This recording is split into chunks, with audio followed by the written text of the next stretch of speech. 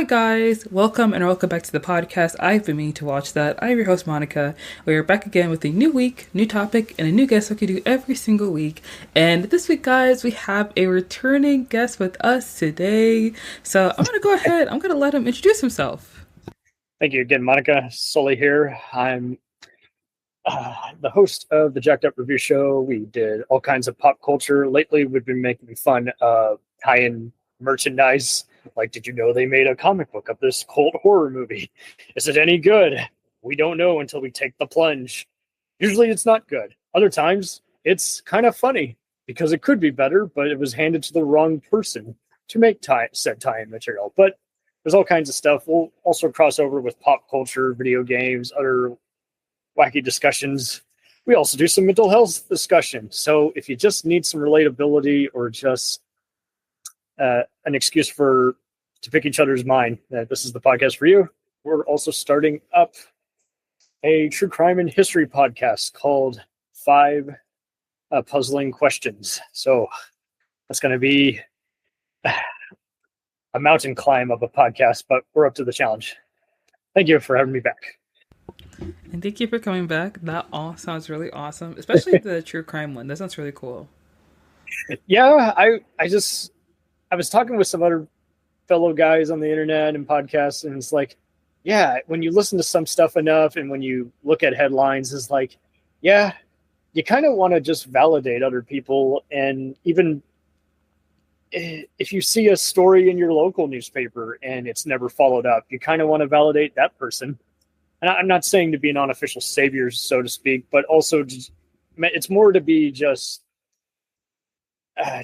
validate people. And it's kind of like podcasting has unwritten rules, like try not to take too many clips or music. You might get blocked by the copyright. Same deal with this. You know, if you can't reach out to anyone familiar with this, you still want to at least do some very thorough research like you would if it was a college paper, you know, just something anyone could be proud of. And it can appeal to all kinds of people, especially if they like watching a Netflix or PBS documentary.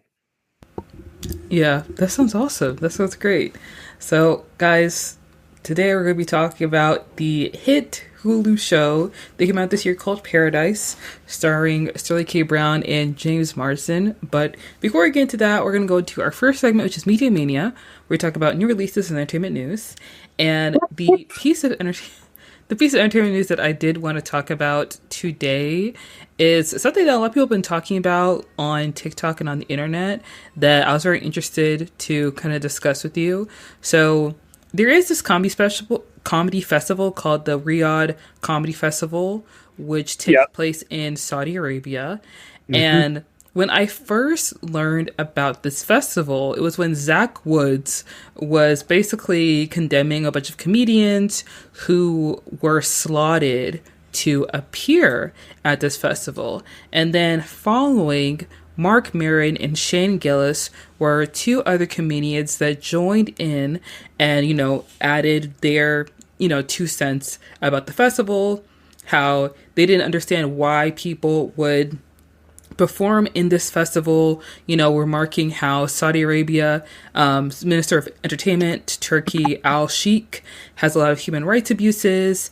And, Woods also mentioned that the people who are kind of organizing this festival, they killed Jamal Khashoggi, who is... I actually have to Google this person, but they also killed a journalist and they played a big role in 9/11. This is what he said in his TikTok. And Jamal Khashoggi is a Saudi journalist and descendant who was assassinated at the Saudi consulate in Istanbul on October 2nd, 2018 by agents of the Saudi government. And so obviously, performing at this festival is something that's very controversial. And as a result of this, many of the people who were performing at the festival have spoken out, defending their decision. People like Bill Burr, people like Louis C.K. Yep. It's a big slate. People who I've had the fortune of even seeing in concert. Bobby Lee is going to be there. Even people who kind of been canceled but are coming back, like Louis C.K. are going to this. It's very interesting. And sadly... I'm glad you're covering this one because it is interesting, kind of like how kind of like all the culture wars surrounding the Israel and Palestine conflict. Everyone's trying to pick a team. When it goes further than that, it's like you can criticize Israel and not be anti-Semitic, but a lot of people are refusing to take that stance, saying, no, if you criticize them, you're against me, and I'm Jewish. It's like, well, we're not going to get anywhere with that kind of thinking. I never thought it would come to this kind of culture war, but never say never, I guess.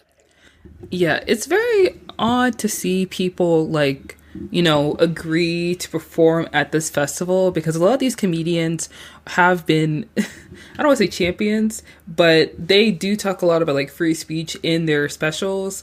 Dave Chappelle, who is also slotted to be in this festival, has been known to say like some transphobic things, but he has always defended his right to tell comedy the way he wants to tell it and be free to do so. And he even remarked that in Saudi Arabia, oh, you're even more free to say what you want than you are in America. And it's just obviously hypocritical to complain when you are like an American comedian about not being able to make comedy anywhere, and the Riyadh Comedy Festival has all these rules about things you cannot say and jokes you can't make. Like, you can't talk about the leaders, you can't talk badly about Saudi Arabia or any other leaders. And there was a comedian who spoke up because she was also invited to perform at the festival. Her name is Atsuko Okasuka, and she's like an actress, she's a comedian, and she talked about how there are a lot of censorship rules for the comedy special, and you had to adhere to these censorship rules. So I kind of roll my eyes when I see comedians defending their right to perform at this festival, because I can't imagine how much money they would offer you to agree to this booking, because when you talk about countries that have like terrible human rights abuses and like are very like strict about what people can do, Saudi Arabia is one of those countries that come up. You know what I mean? No, that's a very fair point. It's almost one of those, is like, if you don't have an excuse, could you just let a PR person handle this? I mean, it's like, it would have been one thing if you just said, I don't care, I'm not part of this, but no, they took a side, and so then they're backing off of it after being put on the spot. It's like, I think with smart comedians like you, especially Bill Burr, you could have figured out your answer instead of just improvising it on the spot. It's like, just say I'm a hypocrite, I gotta eat.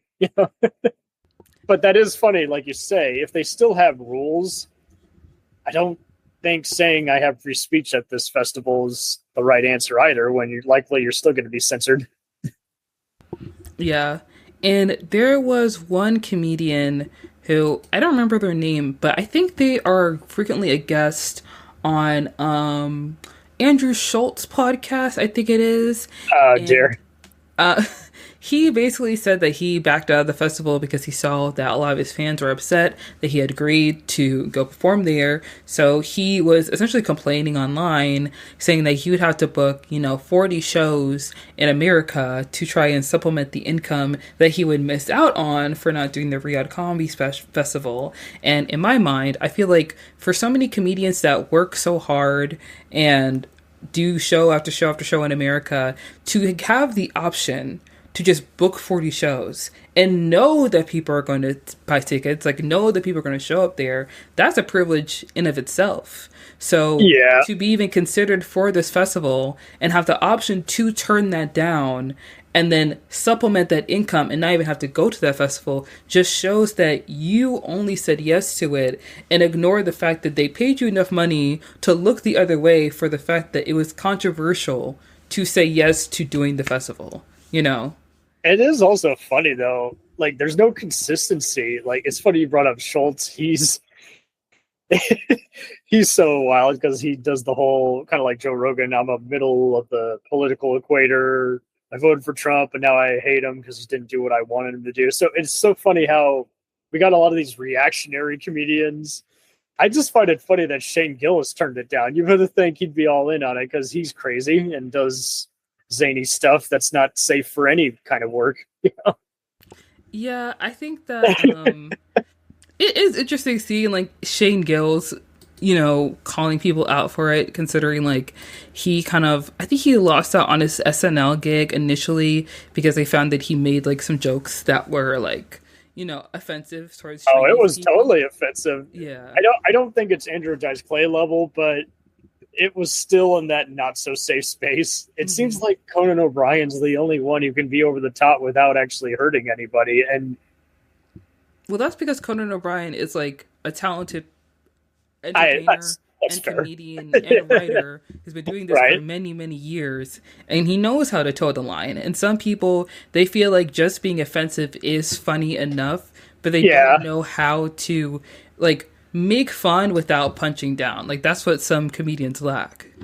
Well, that and they'll simply punch, but there's no impact or bite to it. It's just like, okay, you put it out there, but it was just, it's kind of like how we were joking about certain producers whose productions we avoid is like they're shocking, but there's no justifying their shock value. And so, yeah, I don't know why we have to keep having this quandary. And I just I don't even want to include myself in this argument with all these guys because they know better. They've made millions. They have a brain. They know how to use it. I would think by now. Yeah, it's ironic because like Bill Burr, he's one of those people that has been outwardly like against like Trump, and he has some good takes. He has some not so great takes. Yeah. I feel like with Bill Burr, I kind of just like take what he says with a grain of salt. And he defended his appearance at the Riyadh Comedy Festival by saying that his critics are sanctimonious C words, and he among many people have spoken out about it. He said that people don't really care. Like if you actually care about those people and how they're living, there's gonna have to be these types of things to pull them in. And I'll tell you, the Cheesecake Factory Riyadh, it's incredible. It's right next to the Pizza Hut and the KFC. And if you want a pair of Timberlands, it's across the street next to the Marriott and Caddy Corner to the Hilton. And Yep. he said that, the U.S. is moving towards Saudi Arabia with ICE grabbing moms and dads, sticking them in a van, making illegal tacos, which he calls insane.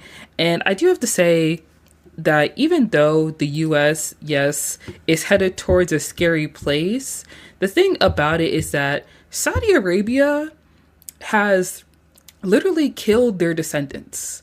Like, Right. up to 200 people have been killed because they spoke out against the Saudi government. Now, we know that ICE has been taking people off the streets, and in Chicago, the mayor recently started creating zones that are ICE-free zones so that people won't have to worry about, ICE, entering schools or any place where they're not supposed to be. And Trump Yeah. has now made a speech saying that he wants the mayor of Chicago to be arrested, which of course is ridiculous. But even though America is not a perfect country, that doesn't mean that like we're going the way that Saudi Arabia is going, because the Riyadh Comedy Festival is put on by a committee that's under the Saudi government. If you do Yeah. a show in America, it is at a private venue in a city or state that is purchased by consumers. There's a difference in like a private venue in America letting you tell your jokes and then a comedy festival that's put on so that people will forget about the human rights abuses that the country is enacting. No, that's a very fair point because you have to actually leave the country, go here, you know where you're going. If it was in the US, you could at least say, "Oh, I didn't know who the club owner was," and we'd take that with a grain of salt. It's like, no. But I do find it even fun.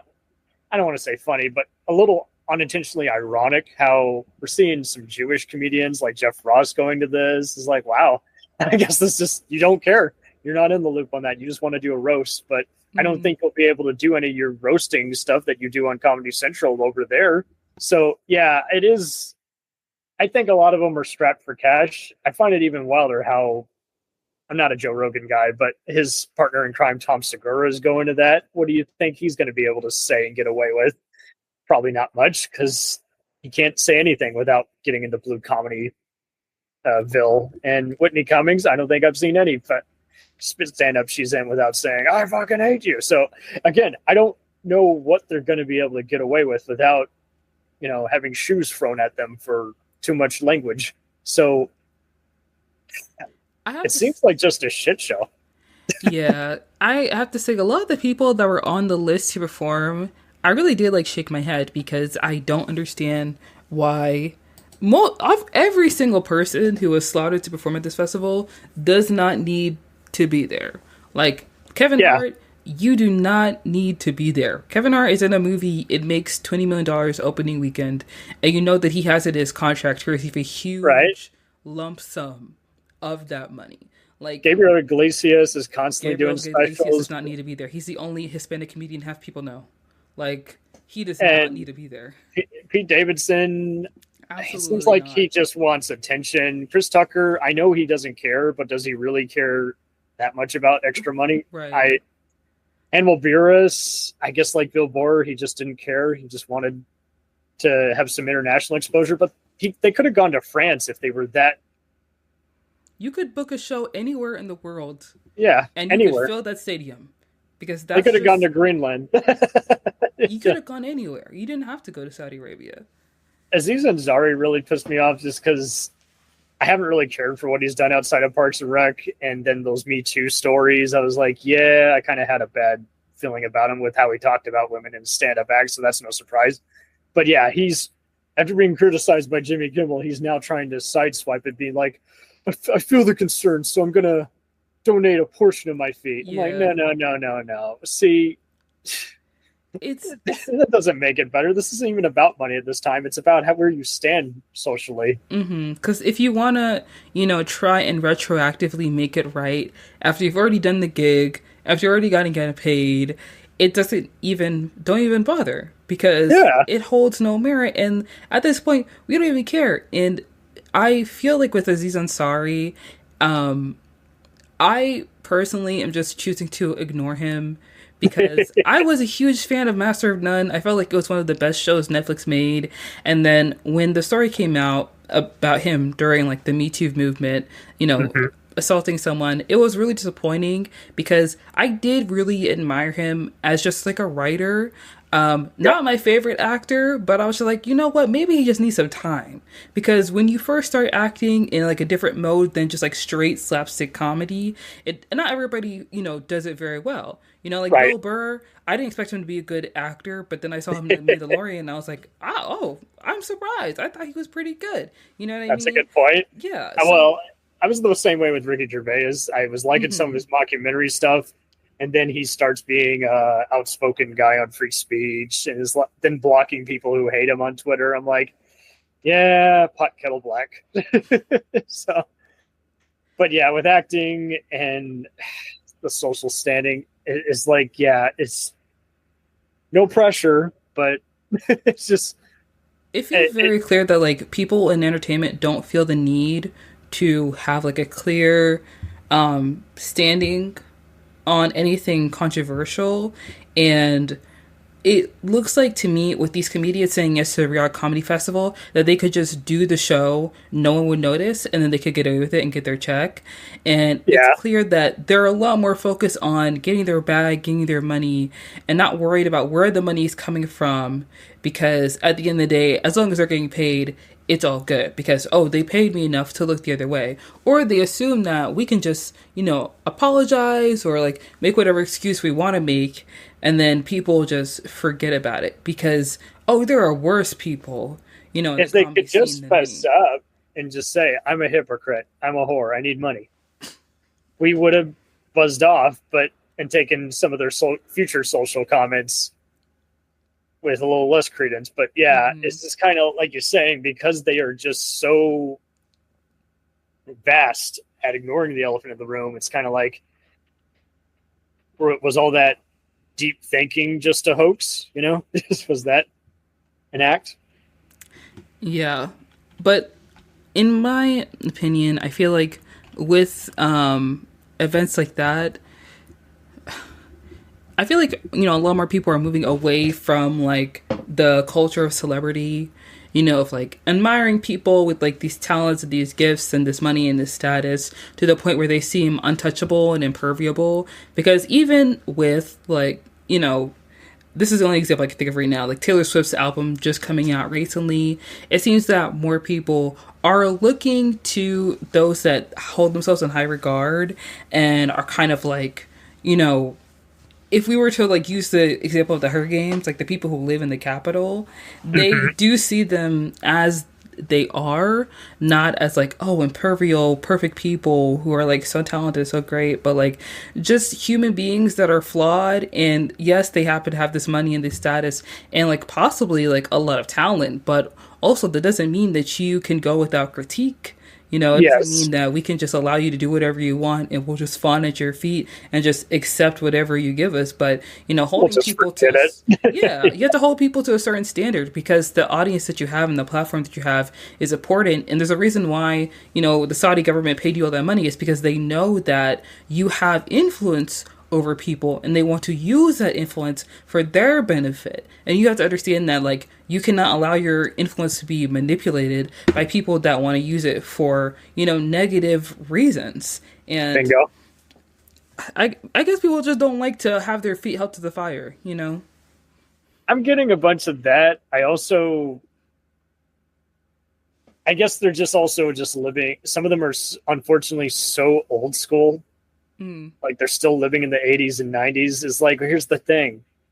Just like when we catch, you know, authority figures doing bad things on video, you can't just poo-poo it and act like it doesn't happen. It happened. And the fact that the best comeback you can say is, why do you have to turn the camera on? I'm like, why are you breaking the law? You know, it's like, so kudos to that other Deadline article you shared. Atsuko, you know, I always thought was on top of things, and it's cool how she even bothered to take a screenshot of these awful rules. And Leslie Lyo and Mark Birbiglia chimed in, saying, "I'm not for sale." Right. Shout out to the people who called this out, and I feel like a lot of the people who went to the comedy special, you know, I'm just going to, I guess, ignore them or just like not even pay them any mind or any money moving forward. But that's going to wrap up Media Mania for us today. So we're going to go ahead and we're going to dive into the meat and potatoes of the podcast, talking about the show Paradise. So Paradise is a political thriller that was released through Hulu this year. It stars I fumbled through that. It stars Sterling K. Brown and James Marsden. And the central conflict in the show is that the President of the United States, Cal Bradford, played by James Marsden, has been murdered. And the show is essentially a whodunit, trying to figure out who killed Cal Bradford. And although the show, like initially when I started watching it, it felt like a political thriller. It was very interesting, and I was like, okay, we're gonna learn more about like, you know, Sterling K. Brown's character Collins, Secret Service agent Xavier Collins, and his relationship with President Cal Bradford. But we very quickly learn that this is not just a political thriller, but this is also a post-apocalyptic show, because it seems that America has gone through a terrible world-ending event that have resulted in a small number of people now living in an underground bunker in Colorado because the Earth's surface is no longer inhabitable. And when you suggested that, I mean, you gave a lot of suggestions for what we could talk about for this episode. And when I saw Paradise, it was one of the shows I had been meaning to watch. So I was excited to watch it. And then when I watched the first episode, I finished it. I was like, oh, okay. You know, I'm interested. I'm definitely interested. And I wanted to get your take. Like, when did you first start watching the show? What were your initial thoughts when you had finished it? Oh, man. So I was a few days late. I did the usual thing. I wait for like 3 episodes to stack up before I watch because today's shows are all serialized and very dense. And, you know, I get into it first thing. I'm like, wow, this is like what West Wing meets Silo with a bit of Twilight Zone in there, but I was already stoked because I was just looking at future projects. I was like, oh, Sterling K. Brown's attached. This is a big deal. Juliana Nicholson is playing a villain. Whoa, okay. Never seen her be a bad gal. James Marsden, okay. There's some other sci-fi genre actor in there, but the cast kept growing, and then it got, it's only promoted as a dramatic thriller on IMDb, but on Hulu they had it as action sci-fi. I'm like, okay, well, it's a bit of everything. So I'm very intense on it. My sister and mother snuck in the first viewing. They're like, okay, Cam, hey, clear your schedule. I'm like, okay, done. But yeah, it just from beginning to end, I just knew these guys had it scoped out. It helped that the creator up front said, we have a free season deal. We already know how it's going to begin and end. So I'm like, okay. That's so cool. You put it out there. I have your trust. This isn't going to be something divisive like Westworld or Lost, or it's not going to ever make sense like Twin Peaks, even though it's not supposed to. I was just like, okay, so you're not ripping off X-Files for the millionth time. You're actually trying to come up with just something atypical. It doesn't have spaceships going pew pew. There's something more to it. It's got the typical save the president, but there's actually a little more to it. It's that false reality that really got under my skin, and it really just made me go, okay, that this is even hard to explain because it is different. It sounds similar on the surface, but it's actually way different in execution. So my hat's off to them. And the fact that they did a cover of that Phil Collins Another Day in Paradise song, I'm like, that was the icing on the cake for me. I'm like, because I just love that song, and I really do cherish the message of that song. So yeah, I thought the show was very interesting because, to be honest, I did want to know why the world was inhabitable. Like, I wanted to know what happened, of course. And I feel like because the show was 8 episodes, I had to tell myself okay, they're probably gonna wait till the end to reveal this to us. So I gotta be patient. I gotta wait for them to unravel the story. And the great thing about the show is that the mystery is interesting enough that you don't really feel hung up on certain things. In the back of my mind, I was still okay, but what happened? Was it? Yeah. Was there a caldera in Yosemite? What happened? Why can't we go on Earth? But the mystery is interesting because it does take its time to really go into each character for us to understand people's different motivations. And I'm not gonna lie, I think that Sterling K. Brown is a really great actor, and yes, I'm very glad that a lot of the roles that he's been getting have been just utilizing his talents very well. And I think because Dan Fogelman, who is the creator of this show and also the creator of This Is Us, because he's worked with Sterling K. Brown before, it's clear that this role was written for him. This role was made for him in mind. And he's really great as Xavier Collins because he's methodical. He's straight to the point. He knows how to look at everything in the bigger picture, and he doesn't let himself, get in over his head or get stressed out or anxious or worried, even when things feel, nerve-wracking and things like that. There are certain situations in the show where, you would expect someone to start freaking out, but he is able to keep a level head. And there are times where I was watching the show, I felt like I need to be patient and not act like things are dragging, because there is a reason why we need to learn about his father, or it's the reason why there's an episode dedicated to the other secret agent. What was his name again? What was his? It's his name was Pat or something. Not the turncoat. The other guy. Not the turncoat. Yeah. His friend, his buddy, his pal. Yeah. But to your point, I think it also helps that they haven't pigeonholed themselves. They haven't been typecast in genres yet so far. Mm-hmm. Fogelman's been doing all kinds of other dramedies, and he's even loosely producing Only Murders in the Building, same deal, where it's not in one genre, even though it's mainly a comedy. But yeah, Sterling's interesting because you look at him in Marshall, This Is Us, and he's even been doing some voiceover roles. But I saw Oh him yeah, in he's Waves. invincible. Yeah. Yep, I saw him in Waves and Hotel Artemis, The Predator, and Miss Maisel, and just like, yeah, he actually was with Sarah Sahi on Person of Interest, so I thought that was an interesting connection with having her as the psychiatrist who's having to take some of her own advice. Mm-hmm. Let's look at the bigger picture. I'm brainwashing people into saying there's nothing to see here. Yeah.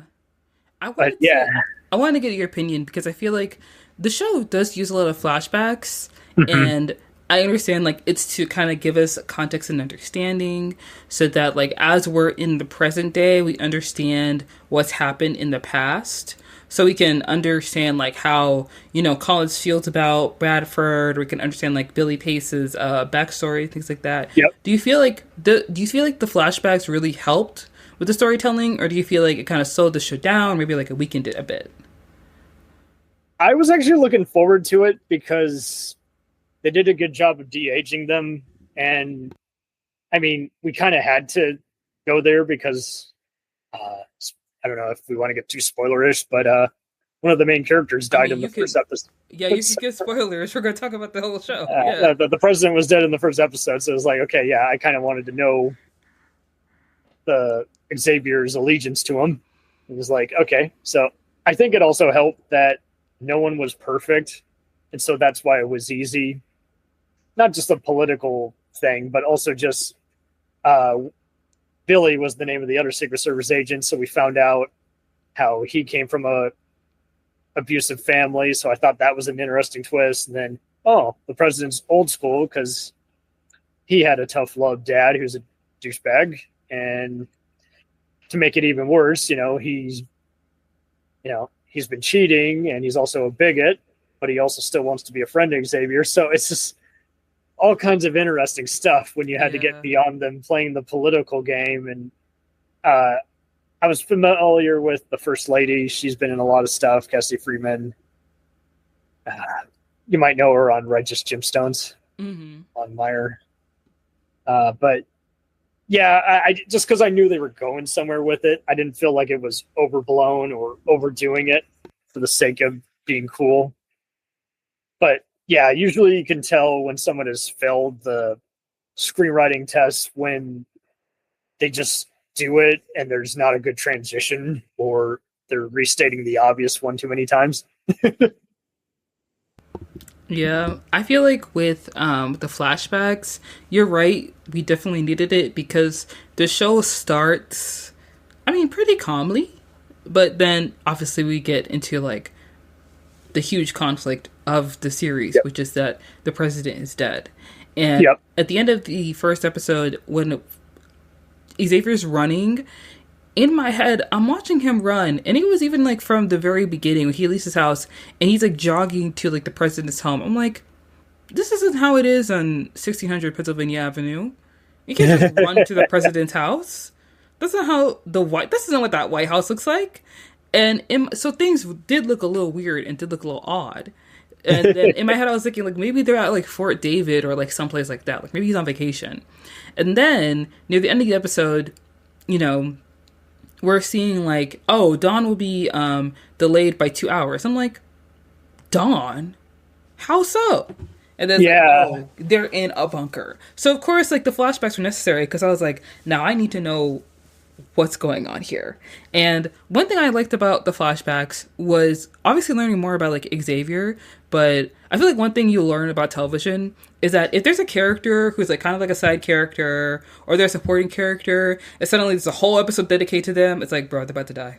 It's about to be lights out for them. And I think I mainly see this in anime.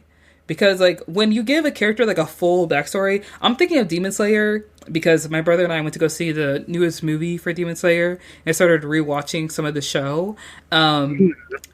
In Demon Slayer, whenever there's a character that gets like a full backstory and you don't know a lot about them, and then suddenly you learn their whole life story, it's like, oh, we're about to say goodbye. It's about You're to talking. I mean, there's a reason that anime lasted 4 seasons. So I mean, yes. Yeah, 4 seasons. Yeah. And the thing is that like I think with Paradise, I do feel like some of the writing is a little slow, is a little Yeah, pulpy, fair enough. but you know, it's 8 episodes. So, like there's a lot that they have to bring into the show so people can understand what's going on, but there's still like so much more that we need to get. And I think the show takes a lot of time to really like build the tension, Yeah, and it's not like it's not something you usually see in television now, because yeah, a lot of shows do get canceled after the first season. So like a lot of yeah. show writers feel like they need to either like hit the ground running with everything in case this is the only season we get, or that like that's just it. Like there's no guarantee they're going to get season two. You know what I mean? Right. Yeah. Well, I think it just helped that there wasn't too many cooks in the kitchen, because it could have easily been that where I like this heist, but there's too much complex dumping of bodies or something other unethical action taking place, and it's like you said, they kind of led us astray. So I kind of wanted to already rewatch the episode just to see any details I might have missed. Is like, okay, so yeah, has the president been relocated? Oh, president's dead. So what's the other game plan? Oh, this isn't real. So okay. I mean, it is, but it isn't. Like they're in a different dystopia. So I guess I only would have been out had the production quality really been lacking, or acting schlocky, or just, I don't know, if it had been too conventional. Because for a while when there was stuff on cable, they were Mm-hmm. so they were too concerned with getting your attention or having the gratuitous content to get your attention. So it was like, had it been like that, I would have probably been out. It was like, yeah, no, it was like there was some sexual material that I didn't think needed to be there, but I get why it was there, just to show the cat and mouse that was going on. But Mm-hmm. fortunately, it was just one episode. Had it been elongated, like for 3 episodes, I would have been like, okay, the enjoyment factor went down when characters were doing stupid things that they could easily avoid doing. Yeah, yeah. I did want to ask you because I feel like Sterling K. Brown does an amazing job of helming this show as the lead. Do you feel like with his, performance doing very well, what other actors do you feel like does a really good job of carrying the show? Because I guess, like me personally, I think that Julian Nicholson does a really great Yes. job, finding out her backstory about her son and seeing how she's orchestrating everything was very interesting. But I just wanted to get your opinion. Like, what other actor, what other character you feel like does a really great job in the show?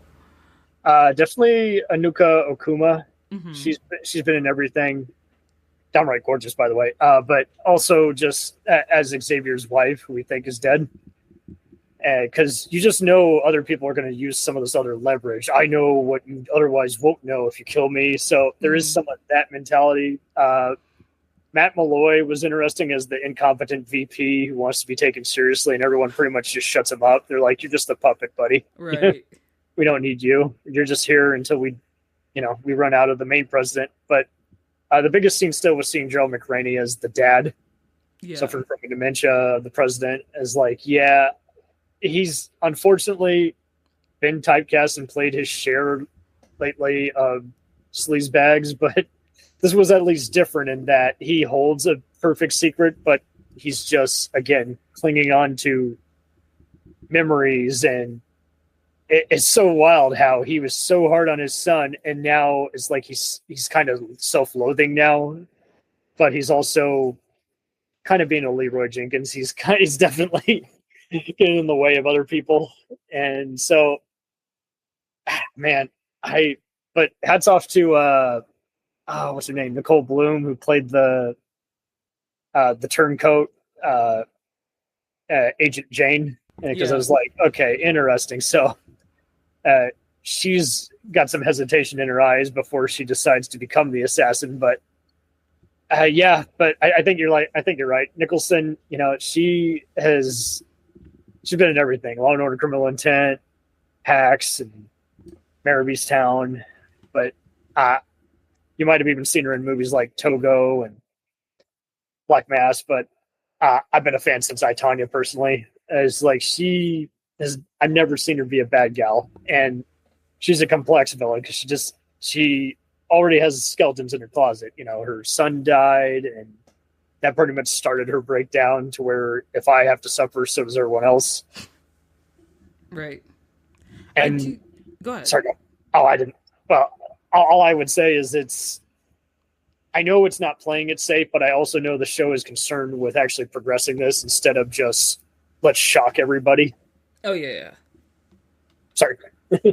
No, I definitely agree with you. I feel like this show has a really strong cast, and I I love Julian Nicholson because my first introduction to her was actually in Hacks Oh, when she nice. was playing when she was like the mom TikToker, and it turns out she's not actually a mom.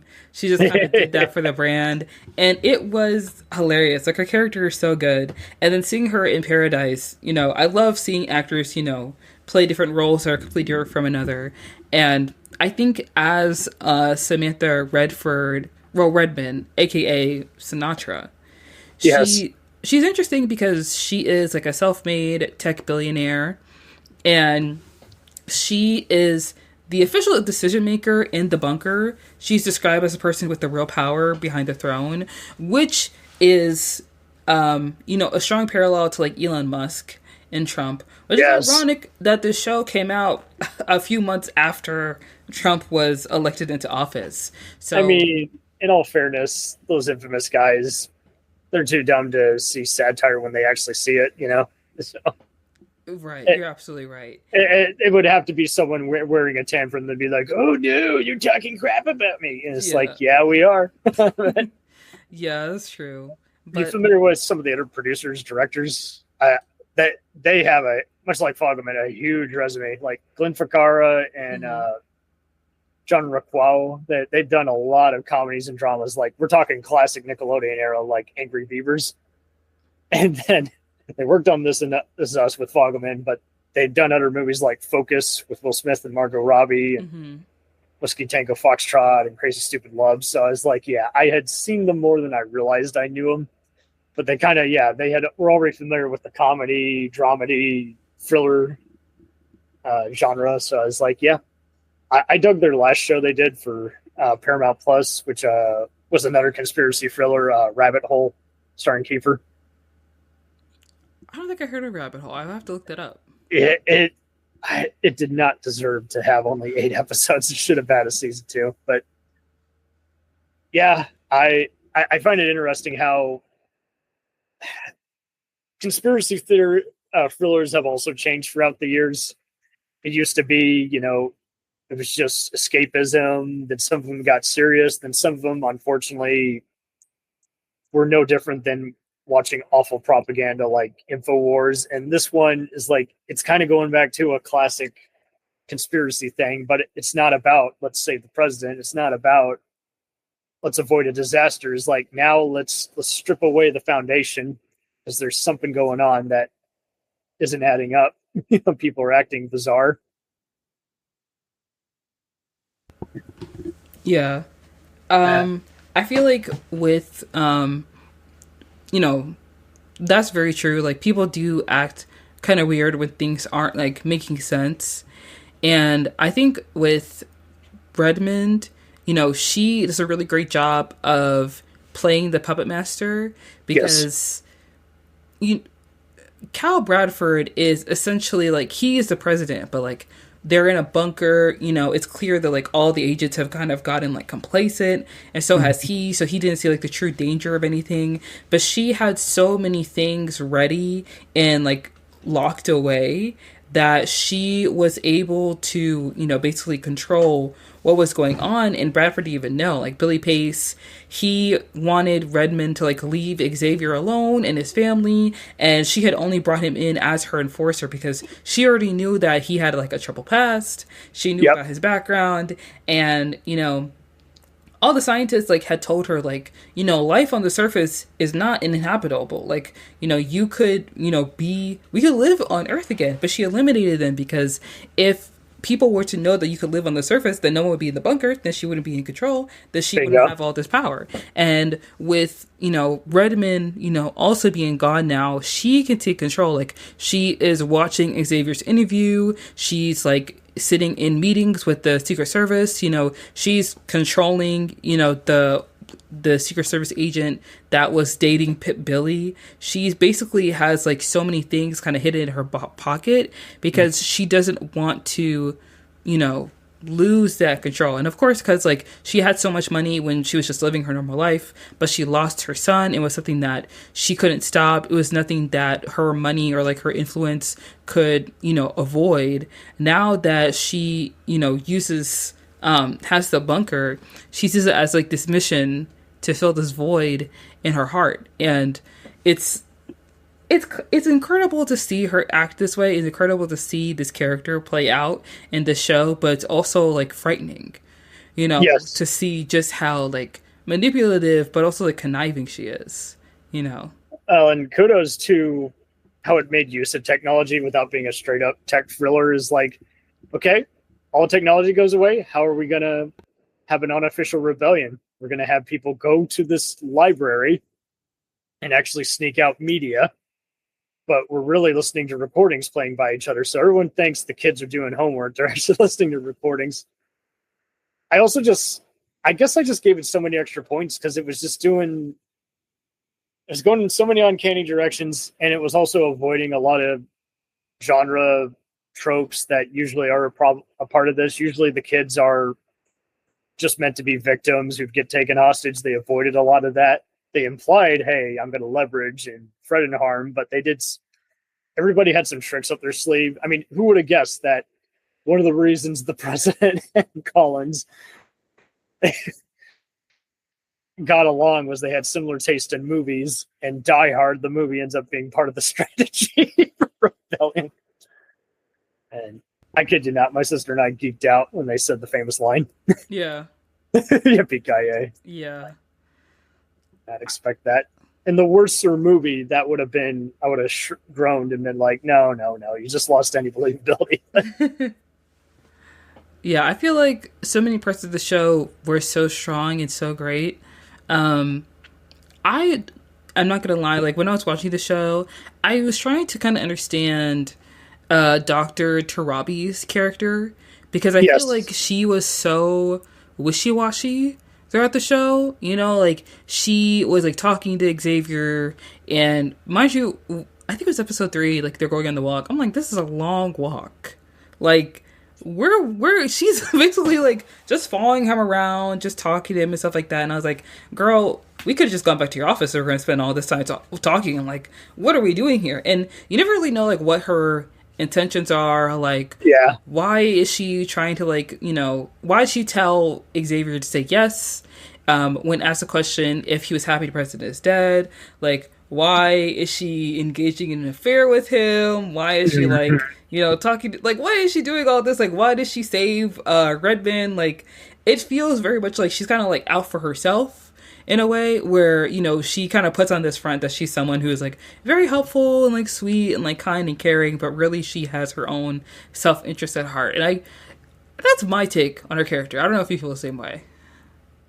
I'm with you. Okay. I felt like they were deliberately confusing us at first, but I would like them to definitely improve as it goes on. Just have a more concrete backstory for her, so it's not just creating more uneasiness. Yeah.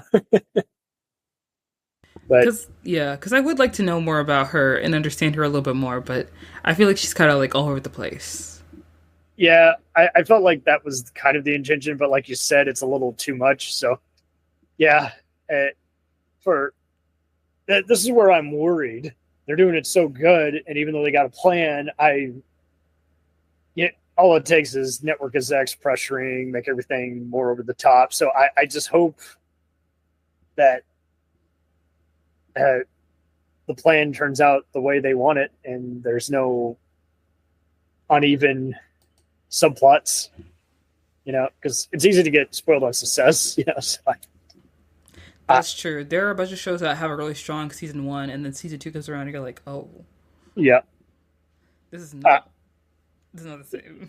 Yeah, I'm this way with The Sopranos, where I'm like, there is no season 6. There's just season 5. He's on the run. I don't need anything else after that.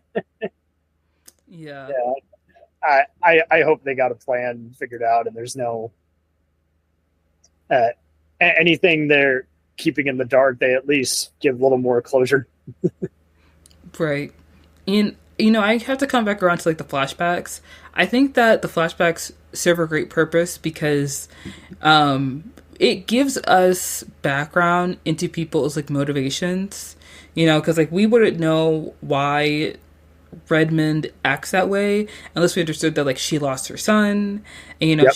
she became distant from her husband, and like that loss was so huge, and that grief was so insurmountable that like when she went to that talk with that guy talking about like, oh, how like this city's gonna be underwater and how this is gonna happen to the earth, and like, oh my gosh, all this stuff, like she was focused on creating this like backup plan to ensure that like no one else would be harmed, or at least like nobody that was personal, like nobody she personally cared about would be harmed in any way. And I feel like the grief really did like kind of warp certain things about her, because like she, when D-Day happened, she was like, oh, well, let's release all these like bombs so that people can have a swift death. And then like Bradford was like, no, let's give people a fighting chance. It's like you could see like both sides of like why they come for that, because you understand their background and like how they kind of came to that conclusion and why they have like different perspectives on that. And a lesser show would have definitely taken way too long, or had, I mean, I'm glad that there was only a bit of genocide, but we only found out about it along the way. Yeah. Most shows are going to have everybody committing just straight up murder in the first episode. It's like, whoa, it's too much. Right. So they've started so strong. I would be amiss if it really went to hell that quickly. And I'm very glad that the show did have like the family element to it, because there are times where shows include the main character having a family, but the family kind of sits to the background, or they're only used every once in a while, you know what I mean? So you don't ever see the character like being a father or being a wife, or like really like engaging with the people that are closest to them, their loved ones. They're so happy to get the actors, but then don't use them. That's the worst crime. Is like, no, hold on. You've got this great cast. Why would you not use them except every 2 episodes? Yeah, you only remember that the main character has kids until the kids get kidnapped. They're like, oh yeah, we gotta use those kids, right? Like, okay. But I like that the kids have like their own, they have their own plot, they have their own things going on, and I find that very sweet. And I think the show, it's very balanced. It holds a lot of, I don't know how to say this, a whole lot of plates, I guess, or like it has a lot of things going on, but it's not too much going on. You know what I mean? I feel like it does a really good job of like keeping everything pretty level. And I also want to say I love James Marsden's portrayal of Bradford, because when I was watching the first episode, I was kind of like, oh my gosh. Oh, here we go. Star power. Oh no. Yeah. But I get it. It's just like, he's a flawed man, and yet he can lean into the charm, which is exactly what we look for in a public figure of that stature. And then showing how I don't want this. I did for you, Dad, because you kind of forced me into politics. You never asked what I wanted. So it is wild how before his inevitable assassination is like he was pretty much having a bunch of coming to Jesus moments. Like, I'm unhappily married. I don't really know what I stand for when I'm having to just kind of again, he's at that breaking point. He's like, I refuse to be a puppet anymore by all the powers that be. It was one thing in the White House. Now with all these tyrants who own this dystopia, and now I'm basically there to just get everyone to calm down for every, let's just say a riot happens every 4 months. I got to be there. And it's like, it's no way to live when you actually are behind the curtain and everything's a lie. So yeah, they gave him enough to play around with instead of just be the charming, handsome guy. Yeah, and I definitely agree with that. I think that he does a really great job. He gives a really strong performance. And James Marsden has been acting for a very long time. So And he's been typecast for a while as like the romantic love interest. You know, yes, he's played a lot of great roles. I mean, I've watched a ton of his movies and I've loved every single one of them. But I'm very glad that he got this role in Paradise because I feel like it does give a lot more depth to his like acting ability, and it shows a lot more of his range. And I think that he really does a good job of being very cavalier, but also, being kind of a jerk at times. yes. But like a charismatic jerk in a way where like you feel like I'm alright with it. Like some of the things he says, you just kind of scratch your head at it, but like you can see why Xavier at some point kind of comes around to him, and protecting him and like working alongside him. I'm not gonna lie, first episode when he was really trying to be buddy buddy with Xavier, I was like, dude, please give it up. Like the guy's Yeah, just trying to do his job. Like y'all do not have to be besties. He's not going to make you a friendship bracelet. Like you need to chill out. he's there by profession, not because he wants to be. Yeah, it's Yeah.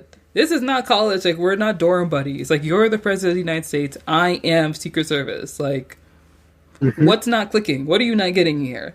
But I did like seeing how the relationship kind of changes and how it shifts throughout the show. And although obviously Xavier has his own reasons to not like Bradford, he never really had any malice towards him. You know what I mean? Because the situation they were in, it was something it was out of his control. Like I mean, he could have got his wife on a flight, but you know what I mean. And I Yeah. find, yeah, I really did like James Marsden's portrayal as Bradford. I thought he did a really great job. I do hope to see more in season 2. I don't know if that's possible, but maybe we'll see. I think it would be. It's not like they're taking too big a year gap. So, I mean, I also think it helps that they have to play around with the suspense, but they also have not getting too out there with the science. And they're also, it's not like they have other factors. Like there's no monsters or robots or zombies to this. It's all just the dystopia, and seeing how they fake all these different grocery stores was also interesting. In fact, I would like to see a little bit of that more. Like, what is the main front where they use to kind of deceive everybody? And now that they've messed with the skyline, how many other people are going to join the cause and be kind of local town uh, uh, strong guards, if you will. It's like now there needs to be an unofficial sheriff, and I guess I could see this ending one of two ways. I could see them actually getting up to the surface and starting all over again, cut to 30 years later. Or if that's too complex, I could see them finding just other ways, like where they pretty much get all the tyrants, scientists, and basically say, okay, we don't work for her anymore, but also at the same time, like, who do we pass the torch to? Because again, power does corrupt. It doesn't just disappear. But Yeah. it was cool that they gave Collins kind of a military backstory without even needing a military flashback. That would have been a little too repetitive. It's like, okay, they already said he's like X, such and such rank. That's all I need. I don't need to see more explosions. Yeah, I think that the show, I think it'll be very interesting to see how the Paradise residents, you know, react in season 2 or how things move forward, because the residents seem to they have seemed to have forgotten the fact that they're kind of stuck in this cage, and they've basically just they enjoy the community they live in. We get cheese fries at our local diner and everything's super great, even though the environment is artificially calibrated and everything Yeah. is protecting them from the fact that there was an apocalypse. They're kind of just living in this state of ignorance. And it's works as this form of protection for the people so that they don't have to think about their old life. And it's interesting because like the cost of that ignorance is the fact that like so many of the leaders have basically betrayed. Sorry, excuse me. Is it time? Thank you. But There's pollen in there. yeah. But somebody at the thing is about the ignorance is that like the leaders have betrayed the people. Yes. Like Redmond went on the extreme of like murdering the scientists because she wanted to keep the secret of the surface, not only to protect her power, but so that people would enjoy the state of bliss that they're in, and so that there would be less riots and people wouldn't get upset more. And like that comfort comes at the expense of honesty, but they're just trying to keep everything stable because like I'm sure like in my mind I was thinking like, yeah, I mean the surface could be inhabitable, but like also you don't know what's on the surface. You don't know what's going on up there. So how wild that one of the chefs at the restaurant was also kind of in on the conspiracy because right. it's like then Collins is like, I don't want to eat that. That's not even real waffles. Yeah, it's I just think a lot about it how what the show says about, like leadership. You know what I mean? Like, Oh, they definitely passed the screenwriting exam. They backed up a lot of their stuff. I mean, they were really on fire when they actually got to the main tech room. And instead of just having one guy run it all, there was like a whole bunch of tech guys, and two of them were like, well, this is what we agreed we would do, Matt, Bradford, when everything, goes to hell. And she's like, we're going with a new plan. And they're like, oh, shit. I knew about plan A. I knew about plan B. You have plan C. Oh, that can't be good. But it's like, that's just it. When no one actually talks this out, it's like, that's all you're going to get is just more coups. That's true. That's true. Because if there isn't one solitary plan that people can follow and you're just going with whatever you think is right, then the little people are just like, okay, well, I'm just here along the ride and like I just work here and I don't run anything around here. So yeah. I guess we're just going to go whatever she says. Yeah, the librarian's supposed to be looking for suspicious behavior, but he never actually expected the rebellion to take place in his library. He's like, no one's ever going to actually rebel. We've taken away most of the violent literature. Mm-hmm. Which is so funny because I think that, when you think about like art and media and how people like censor things, once again, bringing up censorship, how misinterpret and get bad ideas when it's not even the intended reason. Right. You feel like if you just take those things away from people, then those thoughts will never like come across their mind. They'll never even consider it. It won't even happen. And forgetting the fact that human beings have like, a myriad of thoughts every single day and a myriad of feelings and emotions. And we don't all fall into line and we're not all like obedient dogs that just follow the orders of their masters, but we're free thinking human beings with free will. So of course there will be some people who will like rebel because why not?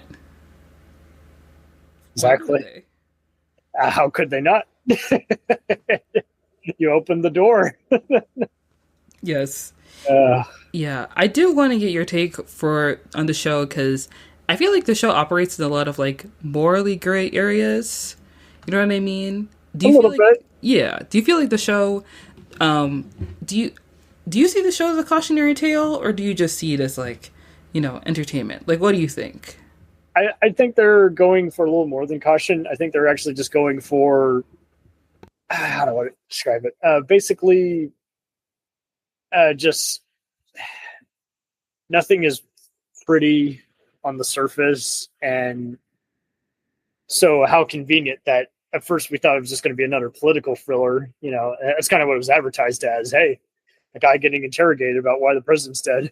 He might be a fugitive. It's like, nope, he's not a fugitive. He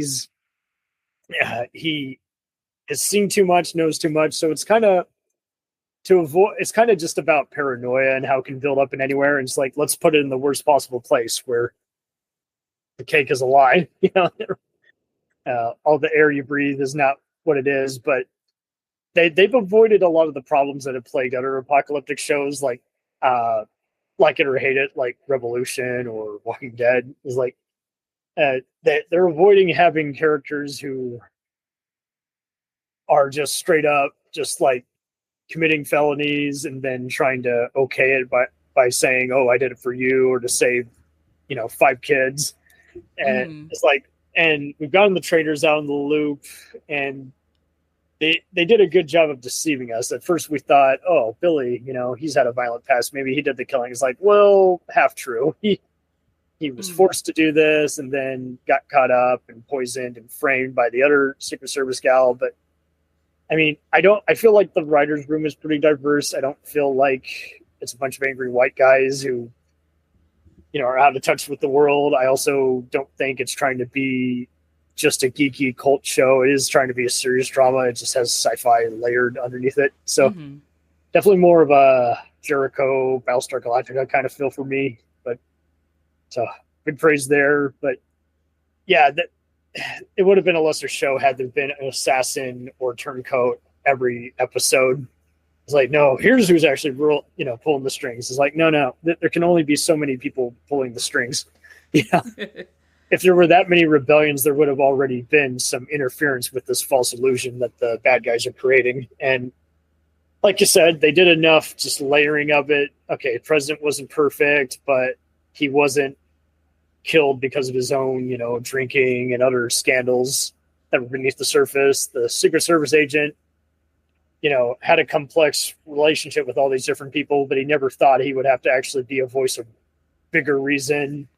And yeah, the bad gal, much like Rome wasn't built in a day, she didn't get bad overnight. She had all these tragedy pitfalls and then became disillusioned, And now she's a self-aware villain where, people aren't ready to know the truth. Yeah.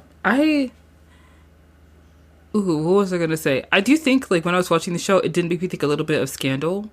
I see what you did there, yeah. Because because Scandal was recently put on Netflix, so everybody's been rewatching it. Yeah. And I already have watched that show 3 times already, so I didn't need to rewatch it. I remember my sister-in-law has watched it, and she's not even a TV gal. What fresh hell is this?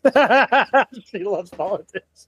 It's a great show. It's a very it is, but I just thought it was interesting. Yeah. As someone who doesn't like TV much. If you're someone who likes politics, you want to watch a show about politics, Scandal is not exactly the show you should be watching. You should watch West Wing or maybe watch Veep. Scandal, 24. Yeah. Scandal is more of a show for the name Scandal.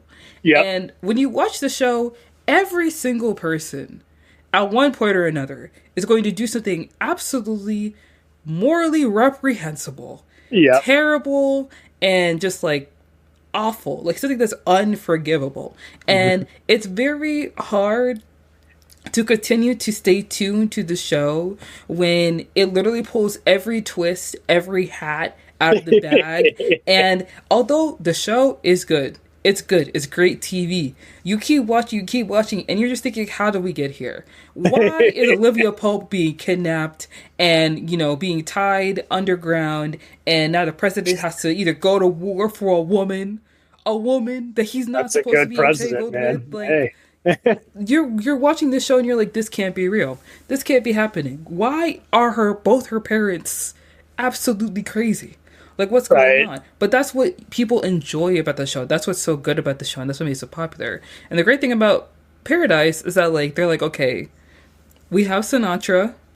She's the villain. She's the bad guy.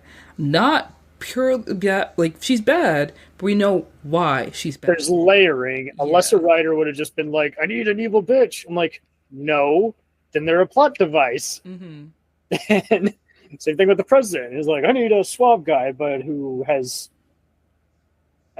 basically been abused his whole life and been a self-aware puppet. It's like, okay, cool. Instead of just a puppet who I'm supposed to feel sorry for, but is also still dumb. It's like, no, and again, just a great actor playing a typical action hero. I was like, no, see, Xavier never wanted to be the guy who saved the day. He just wanted to do his job every day in this dangerous lifestyle he chose. And it's like, they did good with just showing him trying to be a dad. He would go halfway. It was so ironic when he missed work and his daughter made him pancakes. It's like, we see the reaction on his face. No, this is wrong. This cannot happen again. If my kids have to care for me, something is off. And really what did the show for me was he gave him the safe words, just because I come from I'm a 90s millennial, so I came from a world of just always having safe words and walkie-talkies.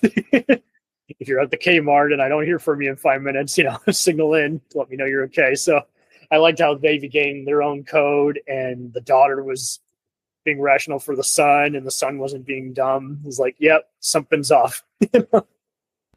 Dad's missing. Let's go into hiding with the only other neighbor we trust. I did like the kids. I thought they were really great. Good kid actors, man. Do you know how hard it is to get good performances from kids? Honestly, there have been a lot of strong performances from kids this year. Even with the movie The Long Walk, like a lot of the young actors are really talented. Yeah. And I love to see it. You really do like to see it. They just used to have bad directors who couldn't get a performance out of them, and it's like, well, don't have them just be annoying just because they're kids. Give them something. Don't just have them sitting at the table not doing anything and be like, yeah, no, don't do that. Just give them something to do. Like, that's why they're there. Well, and audiences were so lacking in empathy. They were just like, kids are annoying. I'm like, well, you were a kid once. Come on. I have to say, I feel like Paradise is a better cautionary tale because, when people talk about climate change or like global warming, it does feel like something that people see as something so far away that we won't have to worry about. And do I feel like Antarctica is going to melt to the point where it'll turn to a mega tsunami and then completely drown the Earth? No, I don't think it's going to happen. That's a little much. However, with the increase of natural disasters that have been happening throughout the world and the United States, and seeing how like even companies around are like changing, like insurance companies don't cover houses in California anymore because of the forest fires, and like houses in Florida aren't covered anymore because of like hurricanes and flooding. Like, this is just something that's just going to keep on happening. Like, small things in our everyday life that we take for granted are going to get worse and worse and worse. And with Trump not even like funding like national emergency services so people know when like a flood is happening, that's going to make things a lot more dangerous and a lot more terrible. So something like Paradise is not that far off. And the thing that is even more worrying for me is that I'm not the daughter of Elon Musk. So what's going to happen if something like a mega... I don't know if you know this. I watched a documentary when I was in 6th grade. Apparently there's a mega caldera in Yellowstone or Yosemite. And it's been building up pressure for years and years and years. And one day it's going to explode. And when I was in the 6th grade, I thought about that every single day because I was scared that like one day the world is just going to like be under like completely like Colorado's gonna be gone or whatever. I used to be afraid of so many volcanoes. Yeah. I was scared, and now when I was watching Paradise, I was like, oh wait, I remember that. And I have a feeling that the powers that be have already suffered, probably even disappeared during the COVID outbreak. So I was like, just give us 2 more decades before another bad thing happens that affects everybody.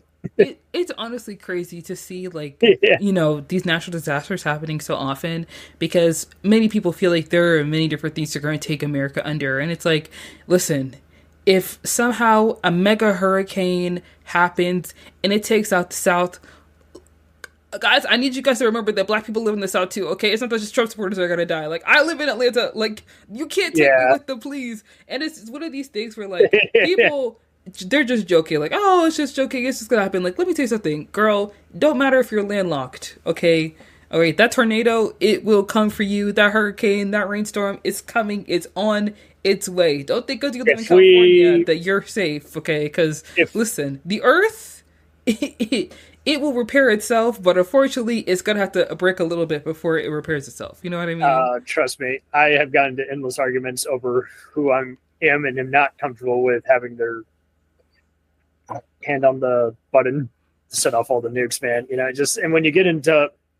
You don't want to do the what-if game all the day, but like you say, you do want to say, hey, just because it happens in one state or one direction doesn't mean it'll stop coming in all directions, and people are lacking in empathy. And it's so ironic, but at the same time, if Antarctica goes underwater, South America will go first, and then the Caribbean, and then America, and then America is like, oh no, we're gonna die. It's like, girl, another continent is literally underwater now. Like, let's check in. And then China and Russia are like, oh, we're gonna nuke America to get their resources. And then I was watching the show and I'm like, now see, Dan, let's look at a map.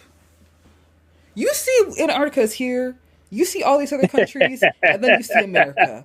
So let's use our brains. And in fact, let's get a ruler. Let's call a spade a spade. Because what mega tsunami is taking out all of this? There was a tsunami that hit Japan so many years ago. It didn't take out Japan. Japan's a small island. You hear me, Dan? Yeah.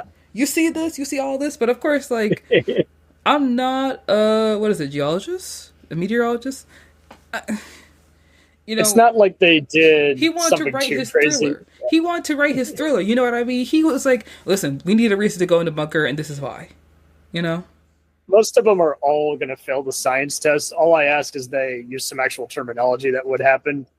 That was kind of cool that they did that other scene where they made a promise and they broke it instantly. Oh, and by the way, I can't bring any press media guys with us. They're like, thanks for nothing. And he had every right to be mad. It's like, I've known you for 10 years, dude. A whole decade. And you're going to leave me here along with all the other media guys. Well, the thing is, they can't bring any press because you need to control the narrative.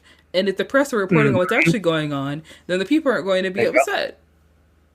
Yeah, and that's just it. It was a double meaning. It's like it was, president's safety, but really our way of, we want to form our own ignorance over everybody.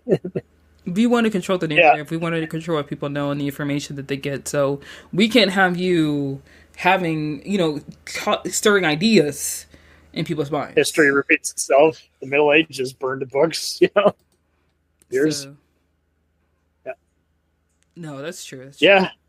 Okay. Applause to him. I have a final question. So watching the show, obviously, like, we're trying to figure out who killed Cal Bradford.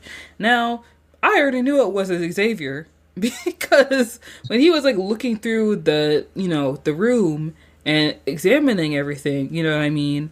And he saw a little lockbox and all that stuff. I was just like, interesting. And I'm not gonna lie, in the back of my mind, I was like, if they try to do a whole 180 and be like, oh, the president unalived himself because he couldn't take it anymore, I'd be like, now, you just wasted my time. But I would have been surprised because the way he was talking to Redmond seemed like, I'm not going to be a puppet anymore. I'm not doing this no more. It's like, I mean, if he did, then that would make sense. But I don't think you're going to make me go through 8 of these episodes just to be like, he found a gun. Like, be serious, But when I was watching the show, I didn't really have a lot of theories about who it was. I did think that it was the person who tried to assassinate the president when Xavier got shot. But then I was like, nah, that guy probably died. Because, like, what would he be doing near the White House? Like, very little people were able to get into the bunker, so, how would he have gotten in? And then I thought maybe it was just somebody that it's just a normal townsfolk or something. Or I was like, oh, it was a waitress. I was just thinking it was someone that Redmond hired. Because Redmond did seem like someone who got their hands dirty. You know what I mean? So I didn't think it was Redmond. See that. I thought it was someone that she hired. But, like, what did you think? Because there was a time where I did think it was Driscoll. But then I was like, I mean, she poisoned her boyfriend. Redmond was shot, or it was blunt force trauma. If you're somebody who kills people by poison, you're not going to then hit someone with blunt force trauma unless you're desperate. But she didn't look shaken up enough, and she doesn't look strong enough to be able to, like, concave someone's skull. You know what I mean? So I wanted to what was your theory when you were watching it? I could see it being some other puppet master who might have his hand on some of the technologies. I could see it being because as long as the reveal isn't someone who's been on the run for a while, because she's kind of hunted everyone down. Anyone who's been outcast, they either don't know is here or has been living under a different identity. So, yeah, I could see some other rebel in the making. If they want to pull a 180 and have one of the other military mercs she hired having a change of heart, I'm with it, but they better layer it way better than I just had a change of plans. It's like, no. You've been in this long enough. What changed? Yeah. It's got to be I'm more worried if it's someone who can't hold as much face value. I still have a feeling they might show her in flashbacks just to show where she passed the torch to certain people if she were in distress. But Yeah, it's definitely some other person I think she might have had a long time disagreement with, and they just decided to speak their mind, and things went to shit. No, I want to know who you thought killed Bradford before we found out who killed Bradford. Oh, Yeah, shoot. because I was thinking it was someone that either Sinatra or Redmond hired, or was Agent Driscoll, or it was like somebody else, like Yeah, somebody that's we don't right. know about yet. You know, like Yeah, just a, that's true. but it was like Redmond ordered the hit. You know what I mean? So I was They, wondering, like, who did you think it was before we found out who it really was? that's right. I forgot it was the librarian who posed. Okay. Yeah, I kind of didn't have enough time to think, really. In all honesty, I just totally forgot. They did show us that. Yeah. Okay. So, Yeah, but I think there's still some other puppet master though in the. But yeah, I kind of thought it was one of the other techs whose work she didn't approve of or something. But yeah. Well, Redmond, she's not dead. She just got shot. true. Yeah, so I'm pretty sure she's still going to be like, working on things behind the scenes. There was a time where I did think it was, the agent that Bradford was having the affair with, but then I was like, it's probably not her because she's really torn up about him being dead, and I don't know if this is guilt. If they did reveal that it was her, I wouldn't have been surprised. I'd be like, okay, I'll go with it. But like at the same time, I was like, I know Xavier was suspecting her at first. In my mind, I was like, I mean, I would be too. Because what are you doing in the president's quarters at this time of night? You need to be in your own bed. That's not where you're supposed to be. But I did find it interesting the reveal of Trent, the librarian, the project manager who was the construction of the bunker, and to see that. Okay, Trent the librarian. Let's be honest. He was a little odd. You know Yeah. what I mean? When we first saw him. Yeah. I didn't know he had stolen an identity and then gotten close to everybody. Yeah, and he I was trying to give him the benefit of the doubt, but when he first asked for construction to be shut down because the workers were being poisoned, he was fired and he was locked out, and then he was disgruntled because he was fired. So then he infiltrated the White House lawn press conference to assassinate Bradford, and then he failed. So then he escaped prison, which like I don't know how you did that. Because if you try to assassinate the president, like they put you under the jail. But Yep. he escaped with his wife, and they stole the identities to sneak into the bunker. And when he's recounting everything to Xavier and explaining why he did all that, I was like, okay, all right, interesting. All right, I hear your side of the story. But also, with all the other characters that we've been seeing throughout the show and everything else that's been going on, it's kind of like, so this guy just happened to sneak in and he just happened to kill the president and he just like happens to, like this is all a little too convenient. Just like a little convenient, but It got a little cute when it got to oh gosh, when it got to the one gal who's been doing all the murdering for Redmond, and it's like, I want my Wii back. my Nintendo Wii. right. I was like, wow, really? Okay, that's why. Okay. I mean, I feel like I could understand why she wanted the Wii back because like, what is there to do there? She kind of groomed both her and the other military turned Secret Service guy who was also in on some of it Yeah. into doing some of these things, and that's just it. When you don't mature, you still kind of are like some of these athletes. You're just kind of your muscle, but you don't really have much of a persona. So. Yeah, I'm not. I did find that to be a little strange, but at the same time, I was like, I mean, I guess because like, what else do you have to do there? It doesn't feel like there is much to do in the bunker. Like they really just created the bunker just so people could be there to like survive, but they didn't really like work on anything else to like occupy or entertain people in any kind of way. So I was like, I mean, if she wants, I mean, she wants that Wii so bad, then you gonna have to give her that Wii. You know what I mean? You gotta give Yeah, it. yeah. What did you think about Trent the librarian as a character and as the reveal, like with him as the killer? uh, I was okay with it. It just at first it led me through a loop because the transition was odd. So I'm sure I might find a little bit of a flaw if I rewatch that. But it was mild. I just knew, hey, okay, it's going in a different direction. I mean, it also just helped. It wasn't much of any filler. It's just so all I can warn is like you warned before is like don't expect instantaneous frills, and you do have to put your thinking cap on, guys. It's not a dumb Independence Day type disaster movie. It's more of a unusual under the surface kind of thriller. Yeah, I do think that when they revealed that the DNA found at the scene was from someone outside the bunker, I was like, oh. For a second, I did think it was his wife, but I was like, no, girl, it's not that kind of show. This Yeah, is basic realism. Like, we're previously not gonna go thought dead. that far. I did think that for a second, but then I was like, no, no, no, no, it's probably someone else. They wouldn't And be that bad. yeah, but then I feel like that kind of confirmed my theory that like, oh, it was the guy who tried to kill President Bradford like beforehand. You know, he tried to get him. Yeah, I don't. I mean, I just rewatched the show, but I feel like they really clarified how he ended up in the bunker.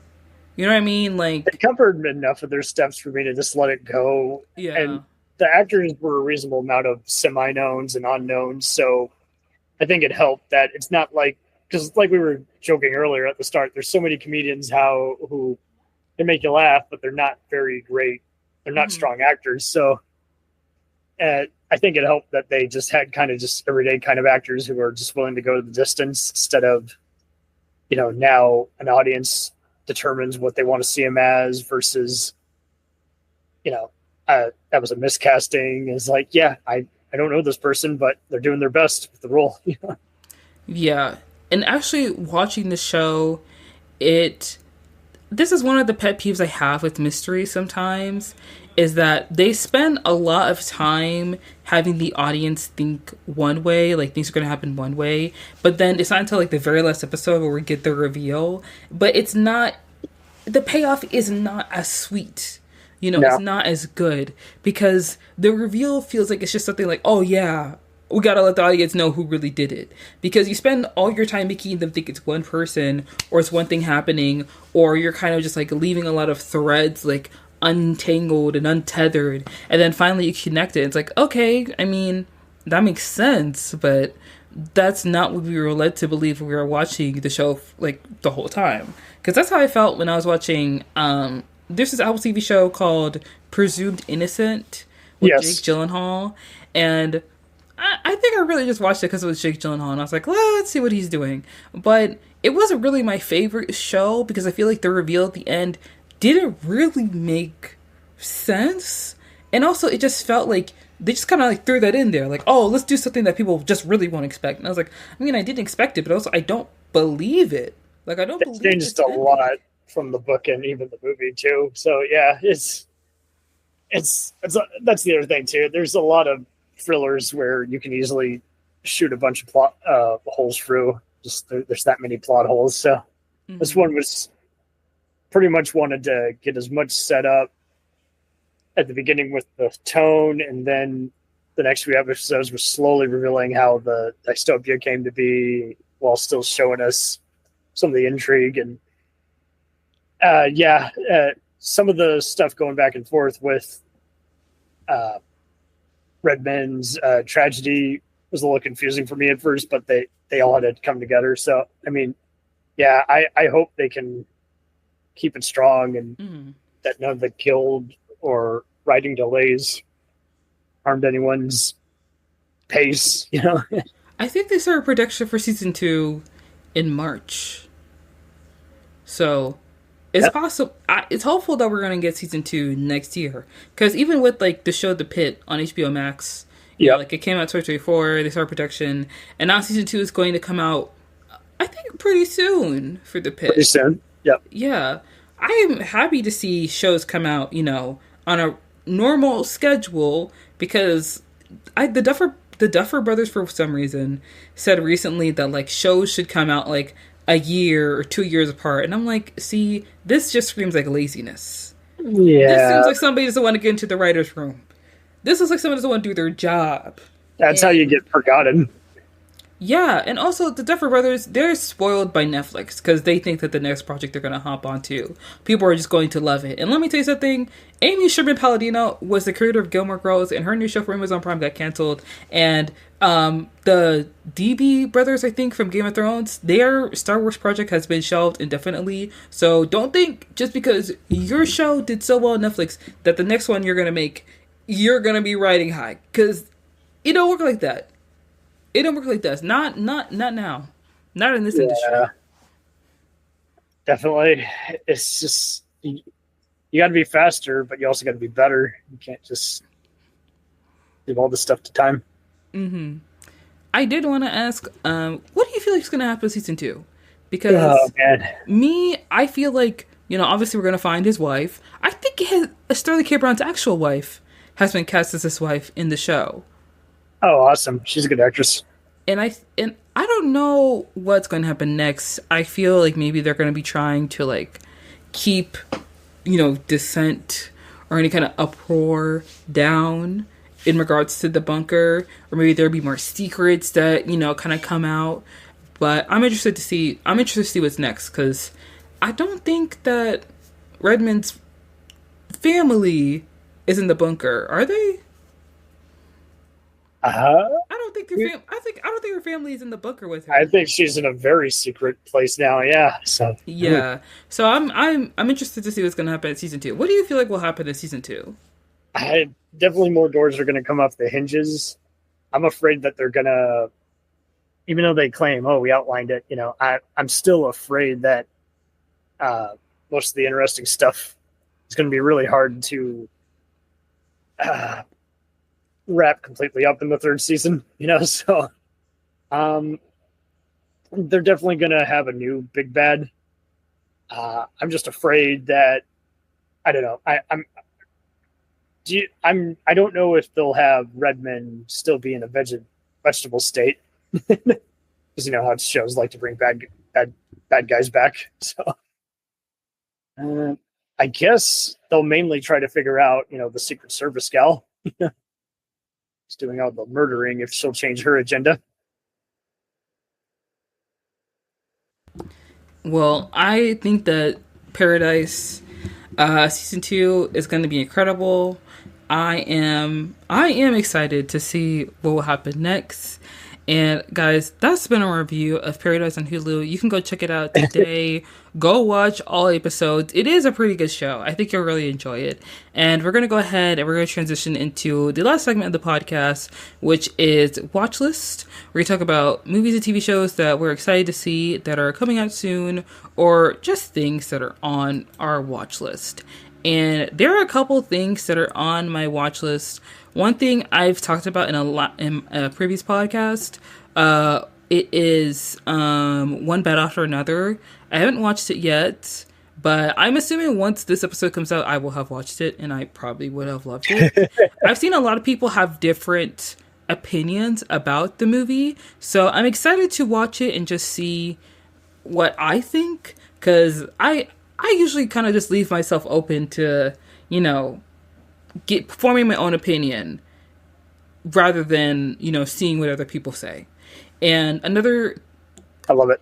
there's a movie out called The Lost Bus with Matthew McConaughey and America Ferrera. That looks pretty interesting. It's on Apple TV. It's in select theaters. And it also reminds me, I have to watch Highest Lowest, which is Spike Lee's newest film, which is on Apple TV now. I wanted to see it in theaters really badly, but at the time, I was just working so much that I didn't have any free time to go see it. So now I just watch it on Apple TV, which isn't bad. It's not bad, but I am trying to see more films in theaters if I can. There are some movies that I see coming out where I'm just like, I can wait for this to get on streaming. But Highest to Lowest, I did want to see like in theaters, but that's also my watch list.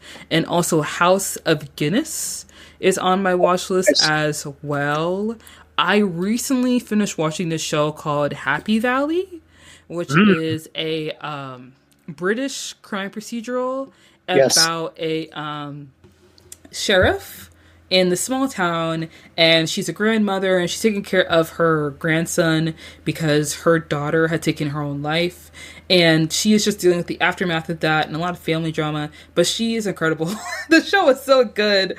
Like, sometimes I'm not really a huge fan of crime procedurals, but I find some really good ones. Like Happy Valley is really good. Line of Duty, which is another British one I watched on Amazon That was Prime. good. That's very good. I've watched all 6 seasons. It's An honestly, anthology, but it has the same people every episode. yeah, it has the same three people because it's like the department of what is it, AC-12, and then like they have like different well-known actors who Their are kind of equivalent like of their who are, equivalent of Britain internal affairs, basically. yeah.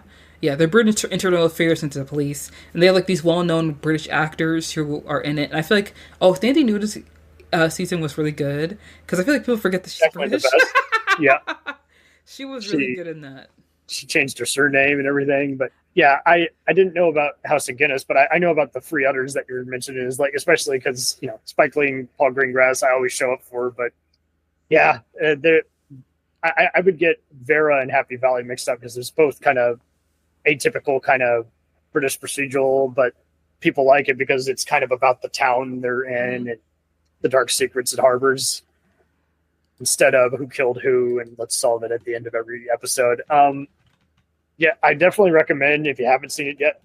I'm with you. I want to see Daniel Day-Lewis's new movie, Anemone, sometime soon. Oh my gosh, it's so crazy because I actually had I had got an invite to go see it, but when I had gotten that invite, I was like, I'm not driving out to Atlanta because I was just like, I can't do all that. But I do wish I went to go see it because it now a lot of people are talking about it, and it seems like a lot of people have different opinions on it. Yeah, everyone's like, love the acting, don't care about the screenplay. I'm like, Yeah.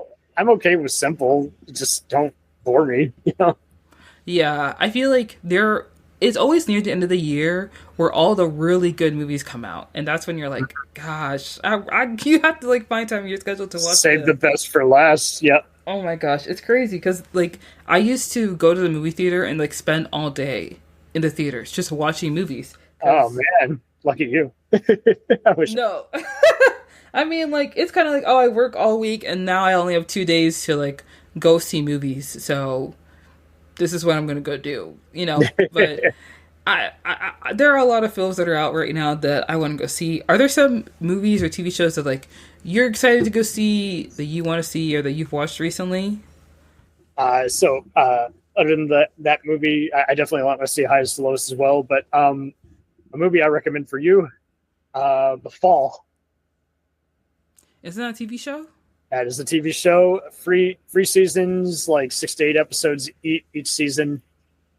Gillian Anderson from X-Files gets to play.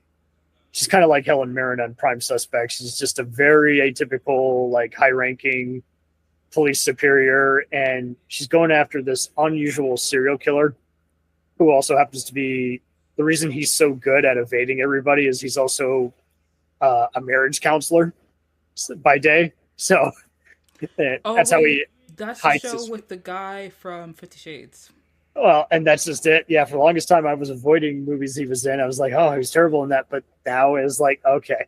See, I was kind of too hard on him because everything else, he's doing a good job. But yeah, his claim to fame was that awful, I'm book not. adaptation. I'm not gonna lie. When I did go see 50 Shades, I didn't see it in theaters. I watched it with a friend of mine. When I watched it, I actually liked his performance because I feel like he did play Christian Grey well. So I've liked all his other He did what performances. they asked him to do. I just He was hating the he did personas. he did what they asked him to do. I don't think I've watched many of his other performances actually. So The Fall has actually been on my watch list for a while. So it is something I have been meaning to watch for a minute. Like ever since I started Line of Duty, IMDb recommended that show to me. So I was like, oh yeah, It's I'll check that out next. very similar to that and Prime Suspect, where you have a healthy mixture of instead of just interrogating where is he, it's more that just like everybody's kind of spying on everybody else, and it just Jillian gets to play a different kind of role instead of go after paranormal stuff. Just like now she's keeping her cool. She's even having to put her boss like get him into shape. Is like, you're acting out of line. He's like, how do you live with this? Like, I keep the workplace and my crime solving separate. I go out for a swim and clear my mind. And it's just so wild how she's diffusing HR stuff before it becomes an HR crisis, and then mixing in with having her SWAT team go after this guy. But instead of just catering to just seen it before crap that's been done to death in serial killer movies, like, it's interesting how this guy, we see the other people who he's deceived by being a practicing marriage counselor, as well as the many women he had an affair with. They get a strong voice instead of just being objects. And what really does it on its knees is also just all the colorful gangsters he comes into contact with, who still, in many ways, are loosely connected to all the different parts of the plot. So it just shows you what a small world this one little village is in Dublin. That is interesting. I'm definitely going to go check it out now because it does sound very interesting. And when you said that he gets away with it because he's a marriage counselor, that adds another very cool layer to it. So I'm excited to watch that. And the wife isn't a victim. The other people he goes after, you see how they were misled and seduced by his power. And the boss, for once, just, it's cool to see a show where a boss just is put on the spot by his, second in command. Is like, hey, you need to go home now and you need to stop drinking. And I'll see you at the briefing at, 6 a.m. Capiche? It's just it. And her whole dilemma is she wants to stop violence. She's a total pacifist. She's not about, it avoids what all these other shows do, which is let's go in guns blazing and, not read anyone their rights. It's like, no, I want to stop this before anything happens. I want to be the preventer instead of just the savior of mankind. It's, everybody's articulate enough. I love how there's a scene where these two supporting detectives are late to the briefing and she just pauses for a minute, looks at her watch, and then continues as if they're not even there. It avoids so much other stuff that I'm just so tired of on all these crime shows. I think that sounds awesome. And I remember you mentioned that you like to watch, you watched Bosch, right? Oh, yes. I still got to see the new spinoff, Ballard, who's a cold case gal. I did want to recommend a show to you. It's actually anime. So it's on Netflix and it's called Monster. It's an older show. I think it was made in the early 2000s. 2004. Brilliant Japanese neurosurgeon drawn into darkness. Hold on. Let me tell you about the show. So, yes, the show is about a neurosurgeon. He's trying to find a serial killer that he once saved. So, it's a show... Oh, jeez. Yeah, so it's a show that has like a slow burn when it comes to storytelling, very similar to Bosch, and also very similar to Paradise, like we just talked about. Yeah, and it's a really great show. I really enjoy it. I feel like it is definitely underrated, and I highly recommend you check it out. I think you'll really like it because when I was watching the show, I found it to be very interesting, and I think it's one of those shows where it kind of explores the idea of like, what is it like, to, like it kind of asks you, what's going on. It's a slow show, so you do have to like kind of like really let it take its time. It's like medical, it's psychological based, but it's really, really good. And I don't let yourself get spoiled. Like, don't try and like Google anything to figure out what's going on. Like, you need to stay locked in to figure out what's next. So I highly recommend it because I really enjoyed the show. I liked it, and I think that more people should check it out. It's one of those shows where like I can't tell you more about it because so you kind of have to like you have to kind of take forward for it. That sounds dynamite. Yeah, it's really good. It's one of those anime where like, I don't know, I feel like someone who watches a little too much anime, they've possibly watched it. And also there are 74 episodes. So it can feel daunting, but if you're someone who's a binge watcher, it's definitely worth it. Like some people will say it's boring, but you just need to have like some patience with it. As long as something goes somewhere, and I saw the Terminator anime that came out recently. That was bad. Oh yeah, I did give that one a shot. Yeah. I tried, and I had others being like, "This is the best thing I've seen in forever." I'm like, there wasn't any plot. Yeah. I stuck it out.